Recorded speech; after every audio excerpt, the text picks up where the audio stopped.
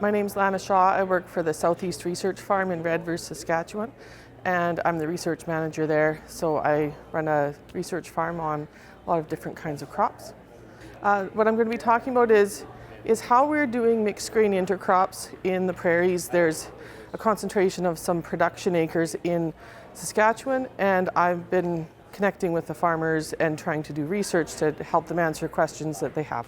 So one of the highlights that I've got in my data from our research trials this year is that we're reducing disease incidence in chickpeas by growing it with flax. And that's a really important production problem for chickpea farmers. It costs money and it puts the whole crop at risk. So it's just one example of a way that growing two crops together makes them stronger and we can have a more resilient agriculture. It fits well with the regenerative agriculture type of subjects. At first glance, you go, well, how does this fit with a soil health summit? But diversity is part of one of the regenerative agriculture principles. Diversity is important for soil health. And this is a way we can have diversity for grain croppers. And it's a way, I think of it as an on-ramp for grain crop farmers to be able to add diversity and build some soil health. And then pretty soon they start doing things like cover crops, or you can add some cover crops to your intercrops, their mixed grain intercrops. So I think it's a nice little piece of the puzzle that adds to all of the work that's been done by Burleigh County and more in this area.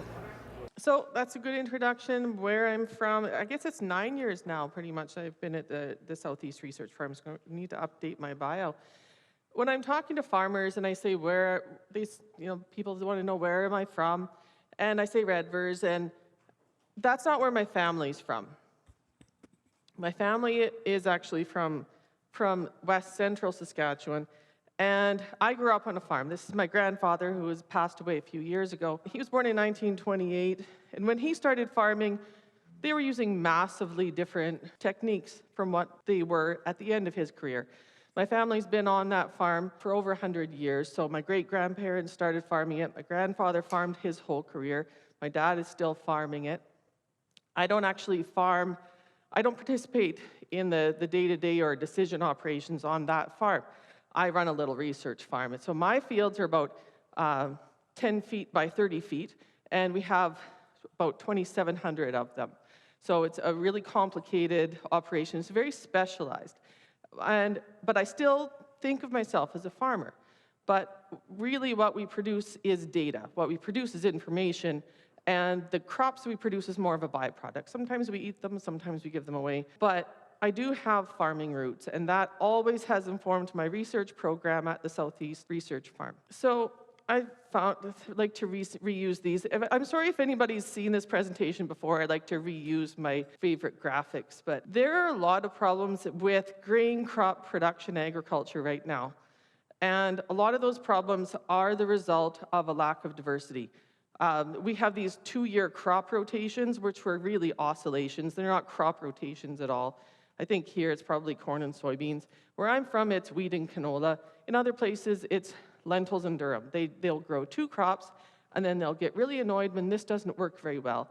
And we have an entire industry that's built up around supporting people that are doing something that's inherently unsustainable. It's like sitting on a 2-legged stool, and we all have to support you doing it and congratulate you on how well you are sitting on a 2-legged stool. That is not my job, to support people doing something that's inherently unsustainable, and I don't see that I should have to do that. So, recognizing that there's a reason that people are sitting on their 2-legged stools or having very undiverse crop rotations, I tried to develop techniques and ways to implement diversity into our agricultural system that makes sense, that puts money in people's pockets.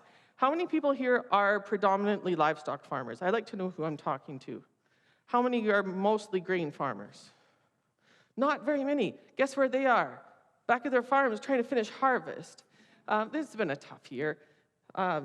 We managed to get our crop off, but that's mainly due to some luck in the weather. So we've heard this has helped a lot, having Morgan go before me, because it gives me credibility. It covers a lot of topics that normally I have to explain how we do separating the crops, and that this is a real thing, and he helps to introduce this in a way so that that helps. But mixed grain intercropping, any kind of polycropping, but particularly mixed grain intercropping, is a really big change. And one of the biggest obstacles to this is the compaction in people's heads that it can't be done. You know, and so a lot of the time I'm doing talks with people, and we're doing some really deep ripping, and it's mental deep ripping, because change requires people to change how they see things first. And I missed something I wanted to mention earlier. When I first started at the Southeast Research Farm, one of the big things that I kept hearing from our board was Burleigh County. You need to go down to Burleigh County and see what those people are doing down there. And I never did. But I had a board that knew what you guys were doing, that was supportive of doing this type of intercropping. That is not common. There are other little research farms, independent research farms in Saskatchewan across the prairies, who have boards that would not allow people to spend as much time and effort on the intercropping as what our board allowed us to do. So in some way, there's been a trickle north effect from Minokan Farm up to the Southeast Research Farm that has helped to make this happen. So change is hard, and this is complicated, and I am absolutely not here to say I have the recipe for intercropping, even though people keep asking me for it. They email me and say, okay, what are your foolproof intercrops that work everywhere? And I say, there aren't any, and good luck with whatever you're trying to do, because it is very specific to certain areas, and intercrops are quite unpredictable. So like Morgan was saying, you get a good pea year or a good mustard year, a good chickpea year. You've now got two things at play.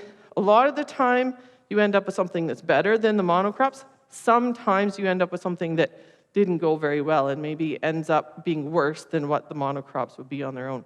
It is unpredictable. It's not a surefire method. There is no easy button here. But I think we've oversimplified farming far too much and been trying to find the easy button far too much. So if you're looking for easy and uncomplicated, this is not it. But I think it's a better way of farming, and it's a way of having better problems. It doesn't eliminate problems, but I think they're better problems to have and something that is more manageable. Some of the stuff that, the really difficult problems we're dealing with in agriculture, production agriculture for grain crops, is herbicide-resistant weeds, diseases that are becoming resistant to fungicides, and developing diseases that don't actually respond at all to the products that are available for controlling disease. So all of the solutions in jugs and solutions in genes, those are great. We've put them to use, but there's a limit to what problems can be solved by those things, and the lack of diversity has just resulted in us having some really thorny problems that you can't just buy a solution in a jug for anymore. And so moving on from that, we have to now embrace more complexity. So if you know what a catch-22 is, I say there's an intercropping catch-22 that we're gradually surmounting, but in each area you'll find it kind of exists. So the intercropping catch-22 is the farmers can't intercrop because nobody's done the research to tell them how to do it. And the researchers can't get the money to figure out how to do it because the farmers aren't already doing it. So how do you solve that? Well, if little research farms like us that everybody ignores, start working with some farmers that are kind of doing things on their own, like Colin Rosengren and Derek Axton, and we start all working together and everybody ignores us for a little while, we start generating things. We start generating ideas and information and data. And then pretty much soon we've started breaking into some of these bigger organizations and saying, why aren't we giving this a try? Why aren't we getting some money behind this? And it's starting to happen. So Derek and Tanis are some of my poster farmers. So they won the Saskatchewan Outstanding Young Farmers Award and the Canadian Outstanding Young Farmers Award in I think it was 2018, a little while ago. And the reason for that, the reason that people are implementing intercropping is more profit. Sometimes more yield, but the baseline is more profit, like what Morgan was saying. And it's not this is relevant to organic production, it's relevant to conventional production, but it's new conventional. Axtons are not conventional. That would be a disservice to the word conventional to call them conventional. But they're not organic producers either. So they're more, this is very relevant to regenerative agriculture type of ideas. Now, I'm here at a soil summit, and it's a little bit of a stretch to say, how does intercropping grain crops relate to soil health? But one of the regenerative agriculture practices is diversity. And this is how we get spatial diversity in a field. So instead of just having crop rotations where you grow a sequence of maybe 8 different crops, you might have a sequence of crops that's only 4 years long, but have 12 different crops, or 12 different species all growing within that. So it allows more complexity in space, and that encourages more complexity in the ecosystem that is our farms, because our farms are an ecosystem. This is slides out of date. I should have updated it. That's from 2018, 32,000 Saskatchewan acres. Now it's doubled in 2019. That's quite recent numbers that they were putting out. So I think 72,000 acres is what we're at for insured intercrop. And there is a program in Saskatchewan where they can be insured. The farmers think it's rather unsatisfactory, so a lot of the serious intercroppers have dropped out of the crop insurance program. So there is actually well over 100,000 acres of mixed grain intercrops, intentional mixed grain intercrops in Saskatchewan. I know I'm not in Saskatchewan, but that's where I'm able to get good data. And it was a fight to actually get intercrop data, because unless it's insured, no one knows who's doing it. And if you don't know how many acres there are, how do you convince the commodity groups and the government and whoever else hands out money that this should be a research priority? So until we started getting actual numbers on who's intercropping, it was really difficult to get research funding. So this is a similar thing to, this might be the slide where Morgan got the why not from, because I've been saying this for the last few years. Why can't we try this? So instead of saying, why would you do it, we need to turn that around and say, why not? The obstacles are surmountable, and people tend to underestimate the ingenuity of farmers, and I don't. They underestimate the capability, and not all farmers, maybe not all farmers are capable of this, but that's okay, because some are, some like Morgan. And a lot of the time it is a younger generation that is going to lead the way on this. When I've been part of intercropping workshops in Saskatchewan, the average age is considerably younger than I am. I don't have to say how old that is exactly, but I feel old, and that's unusual for me to go to a farmer meeting and to feel old. So that's exciting for me. I'm very excited to be working with some very young farmers on helping develop this. So there's multiple observed benefits: productivity, yield, yes, we do still talk about yield, pest reduction, harvestability, nutrient management, risk mitigation, and ecosystem services. And by ecosystem services, that's a really broad umbrella of good things that we haven't really got a handle on what's happening, but there's good reason to think that it's a benefit. Even one of the really visual benefits of an intercrop of pulses and an oilseed is that there's more residue for catching snow, for reducing soil erosion than there would be pulses on their own. Pulses are nice in rotations, they're nice for a lot of reasons, but it's not very good residue for reducing soil erosion. Like soybeans it's not, even if you aren't doing tillage, you're still having quite a bit of soil erosion and a lack of carbon going back into your soil. So just a few of the things. This is aftermath of some intercrops. So snow trapping, erosion reduction, it's something that isn't exactly part of the research trials I'm doing, and it's a little hard to evaluate, but it's something that the farmers value, that they have something that they could go on and seed winter wheat onto a pea canola stubble or a pea mustard stubble and be able to protect their soil better. So yes, I'm trying to bring things back to what is this doing for soil. So I guess I'm going to back up a little and talk about how did I start into doing intercrops. I had heard that Colin Rosengren was doing some chickpea flax. up there in Saskatchewan, and there was sulfentrazone, that was a herbicide that was available for both of those crops. So I said, okay, I just started working in a research farm. I feel like working on intercrops because that's really, it's cool. So the first time I tried it, it actually worked, which was really fluky. If I had tried it and with knowing absolutely nothing about which seeding rates to use and it hadn't worked, I probably would have dropped it and carried on, done something else. But it actually worked, and that was in 2012.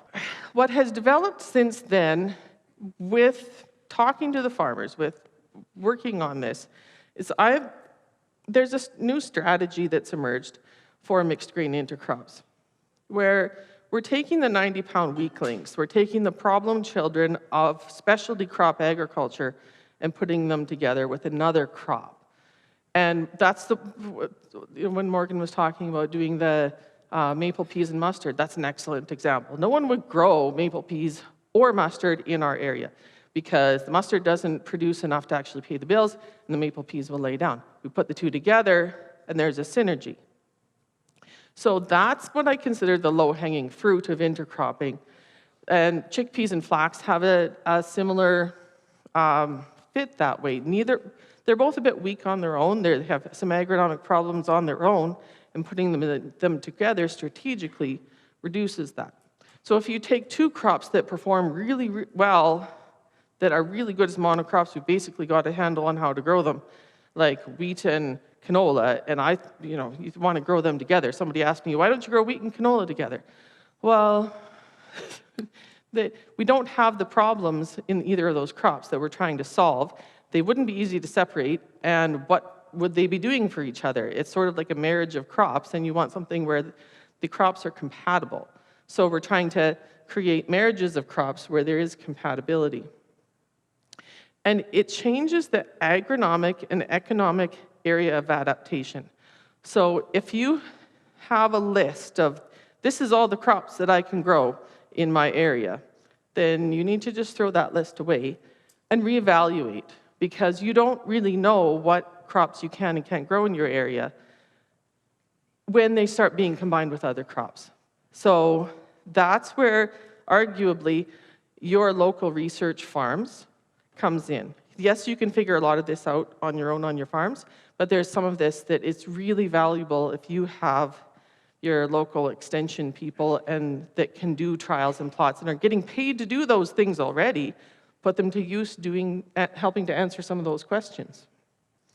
And it makes sense to pick a main crop and a companion crop, because at some point you may have to make decisions on when we're going to harvest or how are we going to manage things. And if you have a main crop, then you may end up sacrificing the quality or the yield of your companion crop sometimes. That's just a strategy that I've been working with. It's a little bit new from when people started growing piola and some of these intercrops back in the 90s, where it was like 50-50 mixes, and now we're going more to some other kinds of mixes where we're intentionally advantaging one crop, usually the pulse crop. So what about rotations? We're still applying basic principles here, but with more complexity. So we can still space out individual crops. So we still wouldn't grow chickpeas every other year or grow some of these crops with a lot of frequency, but you can still build in spacing out crops over time with having more than one crop.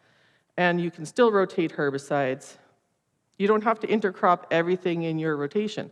So it makes a lot of sense to do a cereal and follow that with a broadleaf intercrop. If you're using herbicides, you can still use some herbicides to control your grassy weeds and then control your broadleaf weeds in a cereal crop. And people ask me, well, I can grow these 3 crops in my area, and if I intercrop them, then I only have a 2-year rotation, and I tell them to go find some more crops, because there's more crops that you can grow. But it might be difficult to find somewhere to market them, find seed.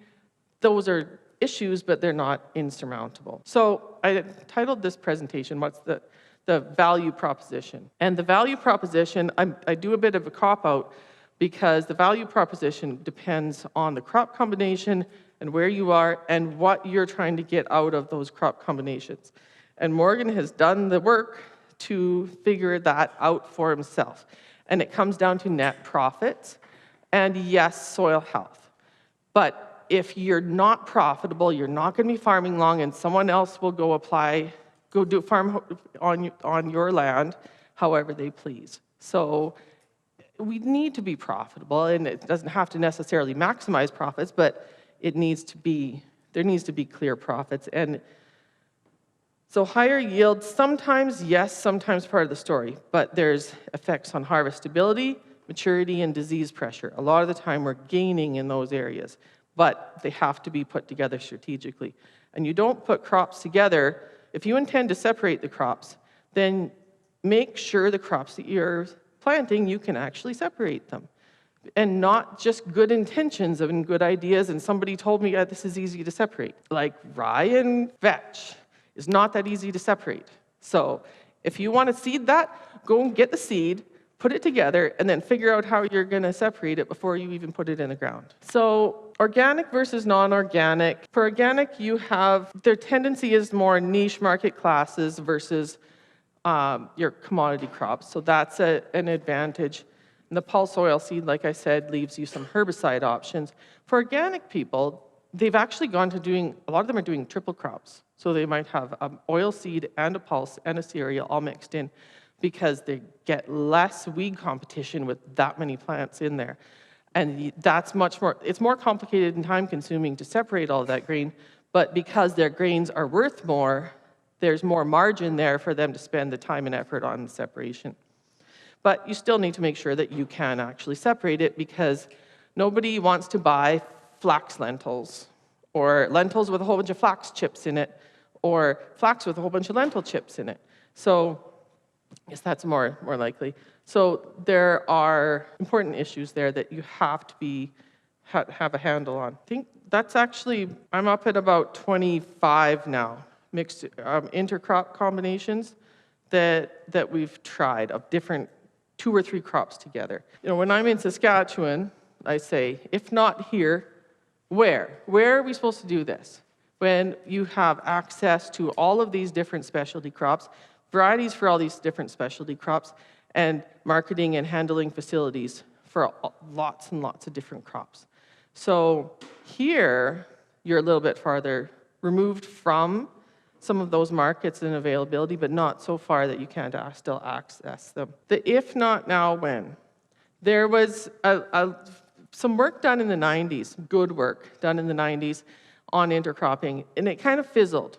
And I think it fizzled because some of the herbicide systems came out, the GMOs and the easy buttons, and there was a lot of big marketing push, and they said, you guys need to quit your hippie farming and farm properly now. And so some of the intercropping research that was done in Carrington or wherever else, there's a few people here that were here for that, I'm sure. But I think that was the message, that this isn't how you farm properly. So there were still a few people that would do it once in a while, but it was considered not proper farming, and the research community really was not behind it so much. And it's come back. And it's come back with a, we don't care if you think it's hippie farming, we're making money kind of attitude, and that comes along with the regenerative agriculture.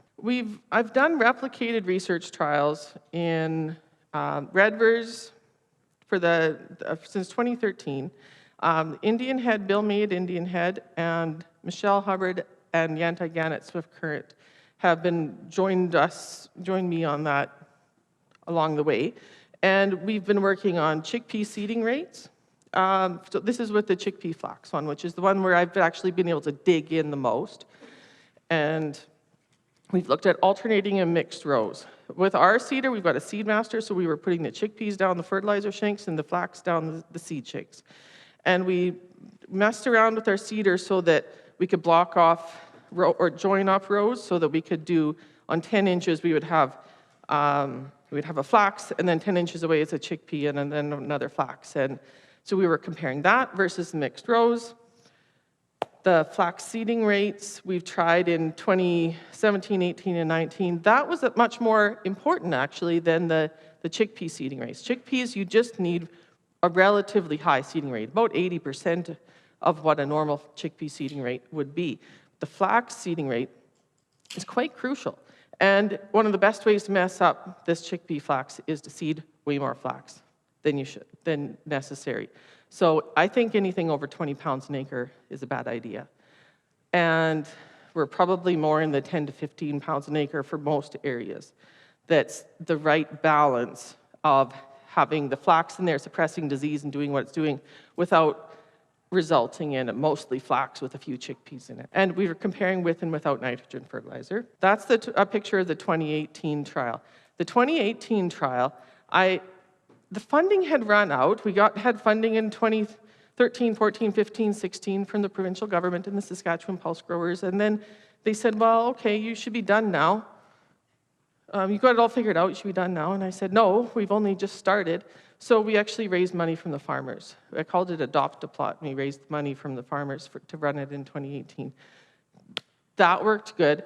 The 2018 trial that got snowed on and the deer ate it, but we had good results. We showed that the farmers were behind it, and we got some good disease results. We got some good results of the Swift Current. So for 2019, we have 3 years worth of funding now. Bill May's the lead on that trial, and we have 5 sites in Saskatchewan funded by the provincial government, Western Greens Research Foundation, and Sask Flax. I'll go quickly through a bit of data here, because this is what we do. We're a research farm, we do data. Here's our flax with nitrogen added, flax with no nitrogen added. This is DESI chickpeas. This was the first year I tried this replicated trial. DESI chickpeas. So the brown is the chickpea yield and the blue is the flax yield. The monocrop did not yield as much. This stuff didn't establish very well. So we've got Kabulis that almost had an establishment crop failure, but the flax is making up the difference. This is not very much fun to harvest, but it's not. The main reason there, I think, was disease issues. 2014, we had an actual flood year in Redvers, and the flax really didn't do very well. This is different degrees of crop failure, but the flax didn't yield very well. The intercrops generally performed quite well, but it's still, if you were trying to make money on this, you still wouldn't be very happy. Look at what the monocrops are doing here at the bottom. That was disease. So in a really extreme year, really extreme situation where we're growing chickpeas where they don't really belong, that's what happened. But that can happen pretty much anywhere when the weather turns against you. So the intercrops were showing some real resiliency in being able to suppress disease and maintain some production. And this tiny bit of yield down here would have not made dog food. It was not saleable. So even though there's yield, quality matters more than that. And disease incidence was reduced in the intercrop plots. So Michelle Hubbard went through some of my old data. She's Dr. Michelle Hubbard is the plant pathologist at Swift Current, made this chart. So that was the percent incidence of infected pods. And there was way less in that year in the intercrops. And that's exciting. One of the reasons that's exciting is nobody likes spending all that money on fungicides in chickpeas. The other reason is the chickpea fungicides are becoming ineffective because the fungus has become resistant to the strobe fungicides. Something a bit different happened in 2015. The intercrops were still performing well. Sometimes those monocrops do really well on their own, and it sort of looks like, maybe you would have done better to just have a straight monocrop. But this isn't taking into account what you would have spent on the fungicides in order to maintain that crop. The other thing that the intercrops affect is the maturity of the chickpeas. Chickpeas are very indeterminate. So that means they don't know when to shut the party down. And this year was probably a good example of that. The flax helps with that. It's not a foolproof thing. Like, with Morgan's chickpeas weren't quite done in time to miss out on this ridiculous harvest conditions. It's like it's winter in Britain instead of harvest time in the prairies. It's pretty hard to deal with. But it does shorten up the chickpea maturity, which means you can grow chickpeas in areas where normally you would not grow chickpeas. How far does that extend? We don't know. So when somebody says, can I grow chickpeas here? I say, I don't know. They were growing chickpeas this year at Prince Albert, which is way north of Saskatoon. That is way farther north than anyone sane would grow chickpeas. And I tried to discourage the guy that was doing it. Just said, well, maybe try something else. No, he wanted to do it. He got 10 bushels of chickpeas, 10 bushels of volunteer barley, and 10 bushels of flax. And he's happy. I don't know how many years you would be able to do that again, but it's, this is up to the farmers to figure out where they maybe can do some of this. And that extends to a lot of the other intercrops as well. So I know this is not chickpea country particularly, but it's possible you could grow some, and it's possible that, in other areas of North Dakota, a little bit drier, a little bit more northern, that this might be a good fit, like where Morgan is. Because we can't all grow just corn and soybeans, and we can't do the relay crops, frankly, and in Saskatchewan, that is a tough order because we don't have enough moisture or length of season to really pull it off. So disease severity in red vers, people that do science love statistics, or they should, and we were getting statistically significant differences between the monocrops and the intercrops. So what this means is the intercrops had less disease than the monocrops. That's fantastic. The fact that we're able to get that on a 10-foot by 30-foot little plot where the disease is jumping from plot to plot and there's all kinds of weird variability going on, that is a really good outcome. But we did even better in 2019. We're now getting separation of which intercrops are better. So this first column had no flax in it. Where it says 0, that's monocrop. That's chickpeas with no flax in it. The 75, that's about 4.5 pounds an acre of flax. And this is 150, that's a little under 10 pounds an acre. It should say that, but I need to fix this slide so that it says pounds an acre instead of plants per square meter, or seeds per square meter. The 600, that's getting quite high. I think that's about 35 pounds an acre. So that's up in the high end that I don't even recommend. Yes, it's less disease there, but there's hardly any pods. And if you plant one chickpea and get 3 chickpeas back, that's a pretty expensive proposition. You want to be getting more return on that expensive chickpea seed than that. Melfort, who I think has not harvested yet and their crop is under snow, they had a site at Melfort, which is a completely ridiculous place to grow chickpeas. It's up in the tree line, basically, where you wouldn't. We're getting even more separation from the intercrops there. So the mixed rows, the alternating rows had less disease. I think she did that. There was less disease in the alternating rows, more disease in the mixed rows as a, so we're trying to fine-tune how to intercrop, not just whether or not we should intercrop. But they were all better than the monocrops, so there's advantages there. So one of my take-homes with the mixed versus alternating rows is, for now, you do what your equipment is able to do. And for people with row crop equipment, doing alternating rows is probably a lot easier than trying to do mixed rows. For people with air seeders, doing mixed rows might be a lot easier, but there are people with air seeders that have done some little not very expensive tricks to make them do alternating rows. So you do what your equipment will allow you to do. It's still better than what the monocrops are. So I'm going to back up a little bit. How we started doing this chickpea flax intercropping was I heard of this idea. Colin Rosengren was doing it. I said, well, okay, let's try it. This could be fun. And so for a few years, I was trying it in 2012, 2013. There was one farmer doing it. And then Derek Axton had been talking to Colin Rosengren. He came out to our farm in 2014 and saw what was going on there in these little plots. And that kind of gave him the oomph to give it a try. That's been one of his most successful intercrops for the last 5 years almost, that he's been doing it 4 years. So then it starts to pick up, because he'll try it for a couple of years. They have some tough years where the monocrop chickpeas are not doing very well, and his are just fine, thank you very much. And then the neighbors start noticing. And then the numbers of farmers that are taking it up keeps going up, because success builds on success. And while we're doing this, I'm generating information, and people I'm working with, Michelle and Bill May, are generating this information to help people do it more successfully and more reliably. So instead of doing the research, and then once the research is done, telling farmers, we figured out how you should farm, it's going on concurrently. And I'm getting ideas from the farmers, and that is the only way that this can move ahead. And there's probably a lot of things like cover crops where that really has to be how it works. It's integrated with the farmers. So for the chickpea flax, this is my best advice so far. 10 to 20 pounds an acre of flax. And the chickpeas, like Morgan said thresh the flax bolls kind of like ball bearings, so we don't have to get into that too much. The lentil mustard was another one that we did try, so Morgan talked about that one.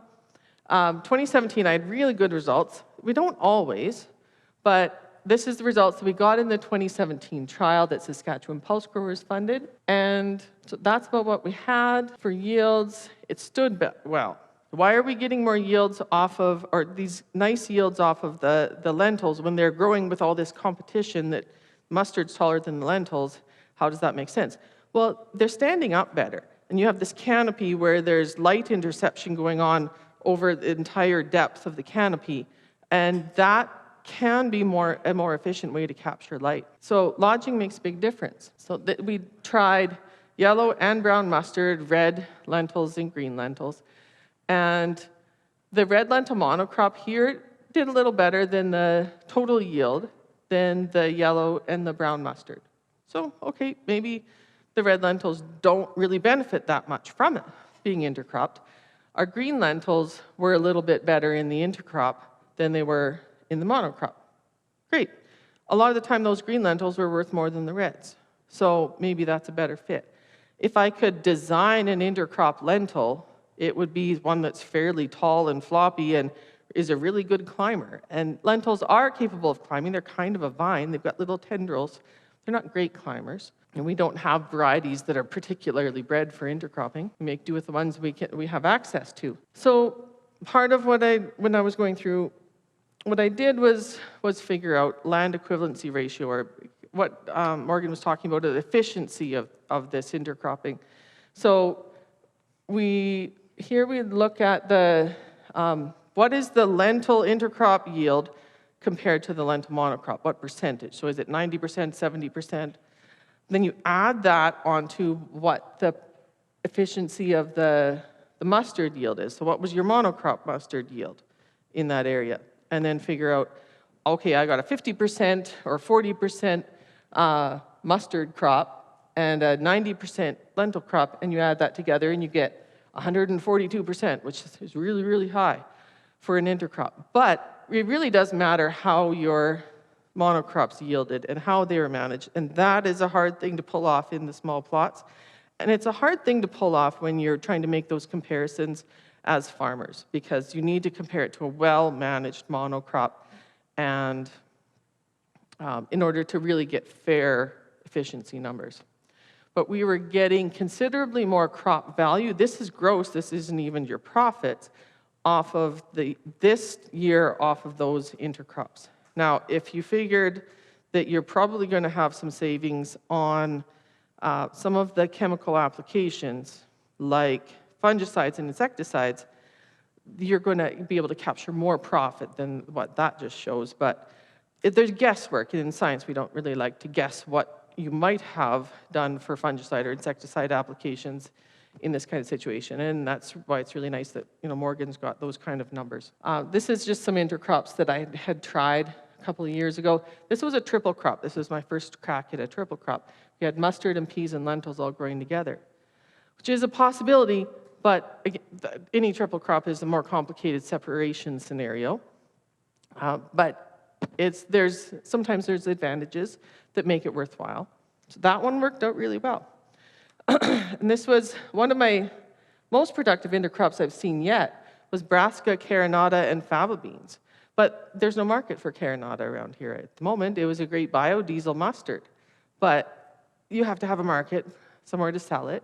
You have to have a seed source. But if I had carinata back to play around with on intercrops, I'd be quite happy, and I might have some lovely data for you. But they kind of went to somewhere else, so I don't know what's happening with that. When I talk to different groups of, sometimes I'm talking to groups of farmers at like Farm Tech and some of these, sponsored by Bayer kind of events where I'm talking to very big grain farmers that are. This is a really big stretch for them, but for agronomy, this is an opportunity for private agronomy, for research farms.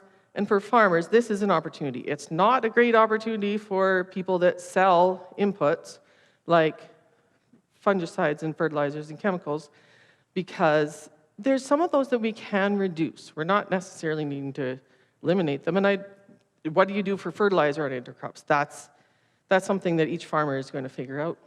But for private agronomy, this is an opportunity because farmers need help. They need help with boots on the ground. And even if you can get your teenagers out there counting pods or measuring plants to try to get you data, do a few strip trials and try to get you some information on, was this better than that, out in your own fields. It requires spending more time in the field and looking at things. And that's a lot of how I've learned about our intercrops is I'm just out there looking at them and making comparison and seeing which ones seem to be doing better than others and then making adjustments and carrying on. I put that down to kind of my farm legacy that I keep tweaking the projects and tweaking my ideas as I go because that's what farmers have always done. So we keep applying that to this intercropping. We are going to get smarter working together than any of us are on our own, and we can't all learn things the hard way. And there were still some people doing some chickpea flax where they had lots and lots of flax and hardly any chickpeas, and then the story gets out, intercropping doesn't work. We need to be sharing information as best we can. I wish I was better at making publications and websites to get the information out, and I'm not. So I have to end up relying on doing presentations and things, and I should be better at it. But we need this information to get out, and I do not mind people calling me. Since I'm not very good at putting things on websites so far, I basically end up doing conversations with people. But don't call me at the end of April or in the middle of May or during seeding with a last minute, tell me everything about intercropping. This time of year is a little better. And you start early and start planning, start thinking about it, start talking to people with experience, and pretty soon you end up with a plan, and then you get more and more involved, and you end up doing 4 or 5 or 6 different crop combinations or something and starting out at one. And like Morgan said, this is something that instead of, like with organic, you're switching your whole farm. It's a you're in or you're out kind of situation. This, you can dabble, you can try a little bit, see if it works. If it doesn't work, then you're not out that much. But it does take the management, it takes the learning, and like I said, some of the main obstacles is just being able to look out at your field and see 2 different grain crops out there and go, that's great, instead of, somebody messed up really bad. Normally, if there's 2 grain crops out in a field, somebody messed up pretty bad. So, I'm fairly big on Twitter or using Twitter, and so I recommend people get on there. This is a hashtag, so it's sort of like a link. If you put in that link, you get to see a whole bunch of stuff about farmers and me, what we've been doing on this intercropping front, and that's it. It's an easy entry point into the world of everybody working on this. Questions? Any questions for Lana? Have you ever done like 2 rows of the chickpeas and then 2 rows of like flax or more rows of the flax and like plugging, instead of just doing either one and the other? Single alternating versus double alternating. Yeah. Swift Current in 2018 their seeder was set up that it was easier to do double alternating than single alternating. And it worked. You have less points where the plants are going to be in contact. And both chickpeas and flax are highly mycorrhizal. So I'd rather see them in closer contact than that, because then, where are the roots going to touch when they're that far apart? So keep that in mind. Yes, we're creating some having the rows farther apart might reduce the disease some, but then you're also maybe reducing some of the synergies. And there is a research trial going on. We've completed the first year, but I have no results yet. The second year will be coming up where we're doing isotope nitrogen studies, so an N15 study. So we're going to be able to check how well the pulses are fixing nitrogen and whether or not they're sharing any of that nitrogen with the non-nitrogen fixer, which is really important and exciting. So hopefully by this time next year, I might have some more data on that. We're starting to get more and more scientists that are getting excited about it and putting their skills to use on all these questions that we have. Anything else?